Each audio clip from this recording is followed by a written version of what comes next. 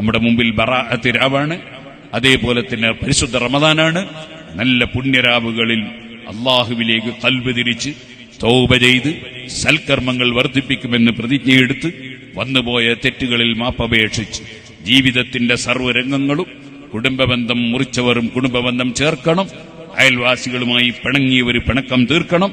അതുപോലെ നമ്മൾ ഭാര്യമാരോട് നല്ല നിലക്ക് പെരുമാറണം. ഭർത്താവിനോട് ഭാര്യമാർ അവരുടെ പൊരുത്തം വാങ്ങുന്ന രൂപത്തിൽ നല്ല നിലക്ക് പെരുമാറണം. ഉമ്മബാപ്പമാരെ പരിഗണിക്കണം. പ്രായമുള്ളവരെ ആദരിക്കണം. കുട്ടികളോട് കാരുണ്യം കാണിക്കണം. രോഗികളെ സന്ദർശിക്കണം. രോഗികൾക്ക് സാന്ത്വന പ്രവർത്തനങ്ങൾ നടത്തണം. അങ്ങനെ തുടങ്ങി ഇസ്ലാം നമ്മളോട് നിഷ്കർഷിച്ച സർവ്വ പ്രവർത്തനങ്ങളിലും നമ്മൾ ജാഗരൂകരാകണം.